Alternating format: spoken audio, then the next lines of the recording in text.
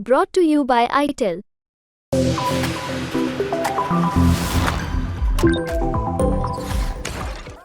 नमस्कार दोस्तों, आप क्राइम देख रहे हैं। बात करते हैं रवि काना की। एक ऐसा अपराधी जो कभी सरिया चोर था, उसके बाद धीरे धीरे स्क्रैप के बिजनेस में आ गया, या ये कहे कि कबाड़ी, जिसको कबाड़ का काम कहते हैं, वो करने लगा। उसके बाद नेताओं से संपर्क। एक टाइम ऐसा है कि इसके भाई की हत्या हो गई, इसको सिक्योरिटी मिली। एक बीवी है, एक गर्लफ्रेंड है। थाईलैंड से इसको पकड़ा गया। बड़ी विचित्र कहानी, कैसे ये सरिया चोर करोड़ों रुपए की ज़मीन का मालिक भी है, और ये कहा जाए कि कैसे इसके पॉलिटिकल कनेक्शन रहे, दिल्ली से लेकर, नोएडा से लेकर और लखनऊ तक।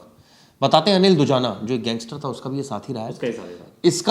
इसके जो ब्रदर है, उसकी हत्या कर दी थी सुंदर भाटी ने। सुंदर भाटी से दुश्मनी थी, तो इसकी भाई की हत्या कर दी गई थी 2015 में। चिराग जी, रवि काना को 2015 में सिक्योरिटी मिली थी इसी बेस पे, क्योंकि उसके भाई की हत्या हुई थी, तो इसकी भी जान को खतरा था। लेकिन फिर यहाँ से इसका रुआब बढ़ने लगा। सुंदर भाटी गैंग कहीं ना कहीं डाउन होने लगा, ये दुजाना गैंग के साथ बढ़ने लगा। अब इसने क्या किया, अपने साथ सिक्योरिटी, लाव लश्कर, बहुत सारे लड़कों को अपने साथ लेके घूमता था। कमाई का जरिया क्या था? अपनी पैड बनाने लगा। बहुत सारी थी। किसी की ज़मीन हड़पना, किसी के ज़बरदस्ती कब्जा करना। 100 गज की एक ज़मीन का मामला जो है बिसरख थाने के आसपास, उसका मामला है। और 2-3 ऐसे मामले जो सबसे मेन था कि देखिए, जितनी कंपनीज़ हैं ग्रेटर नोएडा इस साइड, जो बहुत सारी इंडस्ट्रियल एरिया जो कंपनी बन रही, वहाँ से स्क्रैप निकलता है। वो स्क्रैप हर कोई वहाँ बीडर जाके डायरेक्ट नहीं ले सकता, या तो आपकी पहुंच होनी चाहिए, या तो आपका दबदबा होना चाहिए। तो ये ऐसा दबदबा रखते थे, अगर तू हमारे एरिया में आके स्क्रैप का डील किया, ये कहा जाए कि एसपी एसएसपी से फोन करवा देना, या कोई प्रशासनिक अधिकारी से फोन करवा देना, तो नेचुरली अब जिसके अभी देखिए, हाँ, वो बिल्डिंग है वो तो देगा ही। बिल्कुल बस यही तरीका था। अब उन्हें फ़ोन करवा देते थे, फिर उन्हें मिल जाता था कॉन्ट्रैक्ट। और जो अगर समझो बाहर से कॉन्ट्रैक्ट देने आ भी रहा है, जो पैसा लेने आ रहा है, उसे भी धमका के भगा देते थे, और चोरी के सामान को गलाते थे। चोरी के सरिये को, जो पहले से इसके ऊपर इल्ज़ाम लगा था कि चोरी के सरिये को गलाता था, बहुत सारे लोहे को, चोरी के लोहे को, चोरी की कार। ये बताते हैं कि ट्रक्स को जो है, जो सरिये वाले ट्रक होते थे, उनको रोक लेता था, वहाँ सेटिंग कर लेता था ड्राइवर से, सारा सरिया निकाल देता था, और फिर जो साइट पर ये सरिये यूज होने होते थे, वहाँ जाकर उनको धमकाता था। वहाँ बिल्कुल दस्तावेजों में छेड़छाड़ करवाता था। पूरा जितनी भी बिल्डिंग्स बन रही थी ग्रेटर नोएडा, ऐसे बहुत सारे कॉन्ट्रैक्टर थे जिनको धमकाता था, जिनके चोरी के सरिये यूज़ करता था।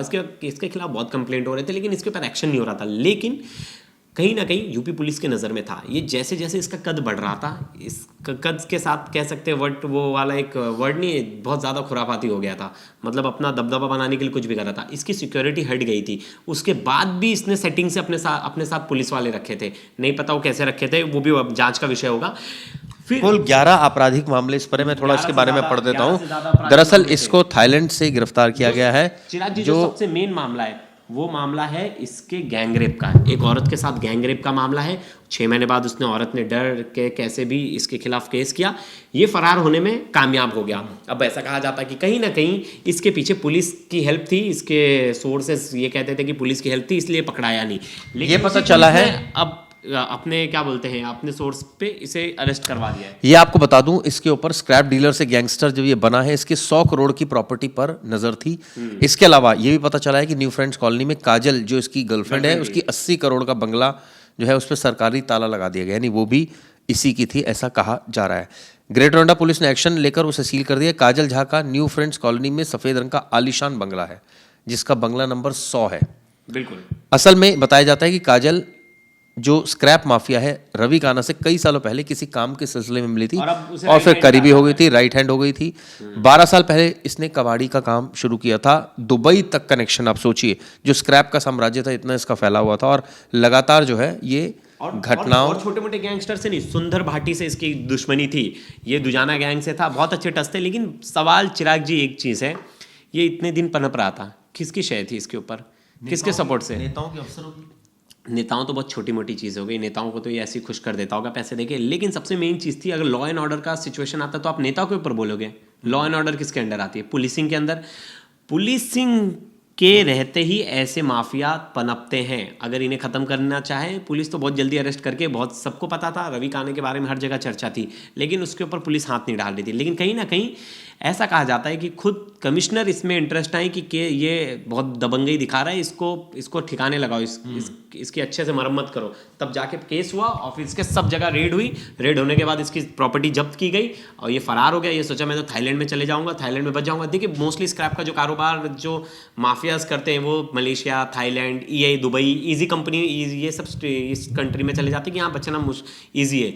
लेकिन वहाँ भी अगर आप फंस गए ना, थाईलैंड में भी बहुत तगड़ी सजा है, लेकिन वो इनके लिए सेफ हाउस होता है। ये बताते हैं कि इकोटेक वन क्षेत्र में 5 करोड़ से ज़्यादा का स्क्रैप और 30 करोड़ की ज़मीन को सील कर दिया गया है। इसके अलावा बिसरख थाना क्षेत्र में चेरी काउंटी में 5000 गज की ज़मीन को जब्त किया। आप सोचिए कितनी ज़्यादा ज़मीन इस आदमी के पास है, कितना दबदबा था अधिकारियों से लेकर अफसर शाहू से लेकर, और ऑब्वियसली पैसे देता था और अलग अलग तरीके से खुश करता था उनको ताकि इसका काम हो जाए, इसका काम ना अटके, और ऐसा हुआ भी। लेकिन एक धीरे धीरे किसी अधिकारी की नज़र पड़ी और उसके बाद इसमें 2-3 फैक्ट्रियां भी इसकी सील हुई, जिस फैक्ट्री में ये इनलीगल तरीके से जो लोहा गलाता था। इस बिजनेस में पैसा बहुत है, लेकिन ये इनलीगल तरीके से करा था इसलिए इतना पैसा कमा रहा था। अगर लीगल तरीके से जाएं तो इसमें इतना पैसा भी नहीं है जितना दिखाई दे रहा है। तो बहुत सारे स्क्रैप का काम करते, बहुत सारे लोग हैं जो लीगली इस चीज़ को काम करते, दड़ा धमका के नहीं, बीड लेते हैं, प्रॉपर कंपनी में जाके बीड फाइल करते हैं, बीड जीतते हैं, फिर उस हिसाब से वो स्क्रैप उठाते हैं। लेकिन इसका तो पूरा काम चल रहा था डर के बिना पे, वहाँ के लोगों को डराना, मैनेजर को डराना, वहाँ ट्रक नहीं निकलने देना किसी और का। तो इस तरह का इसका दहशत था इस नोएडा में, पूरे नोएडा में और ग्रेटर नोएडा, मेरठ, और फैलता जा रहा था। मगर अगर ये और 2 साल बाहर रहता तो इसका साम्राज्य आधे यूपी में हो जाता था। बिल्कुल ठीक कहा प्रवेश ने। और सबसे बड़ी बात तो ये कि अब इसकी सारी चीज़ें खंगाली जाएगी कि इसने जो पैसा, जो प्रॉपर्टीज़ बनाई, कितने बैंक अकाउंट है, कहाँ कहाँ ये पैसा है, जो प्रॉपर्टीज़ बनाई, इसका सोर्स ऑफ इनकम क्या है, कहाँ से ये प्रॉपर्टी बनाई, ये इसको बताना पड़ेगा। इनकम टैक्स को भी जानकारी दे दी है जो नोएडा पुलिस है उन्होंने। साथ साथ इस मामले में हो सकता है आने वाले वक्त में ईडी भी कार्रवाई करे। बिल्कुल बिल्कुल ज़रूर। अरे इसमें बहुत बहुत ज़रूरत है। और ऐसे अगर कोई भी काम आप लीगल तरीके से कर रहे हो तो वो गलत नहीं है। लेकिन इसके साथ जो टैग लग गया था ना, माफिया, स्क्रैप माफिया, अगर स्क्रैप का सिर्फ काम करता लीगली तो इसके साथ एक टैग नहीं लगता। लेकिन जो माफिया वर्ड लग गया वो इसलिए लग गया क्योंकि वो और नहीं चाहता था कि ये कोई और काम करे। इसका हकदार सिर्फ मैं हूँ। इधर जो भी कंपनी आएगी मुझे काम देगी, नहीं देगी तो उस कंपनी वाले को प्रॉब्लम होगी, उस कंपनी के लोगों को प्रॉब्लम होगी जो मेरा टेंडर कैंसिल करेंगे। सीधी सीधी धमकी थी। कोई बिल्डर कोई कुछ कर नहीं पाता था इसका, क्योंकि इसके कनेक्शन हार्ड थे, बहुत अच्छे कनेक्शन थे, पुलिस भी इसे पकड़ नहीं रही थी। कनेक्शंस बने कैसे इसके इतने अच्छे? पैसा, पावर, लाओ लश्कर अब दिखाता था, लोगों को झूठ बोलता था कि मेरी इससे पहचान है, वो है, ये है, दुनिया भर की चीजें। अधिकारियों को झूठ बोलने से क्या मिलेगा? या तो उनको ना तो बेनिफिशियल, आपको भी पता है कोई भी अपराधी ज्यादा दिन तक बिना पुलिस मैनेज किए रह नहीं सकता।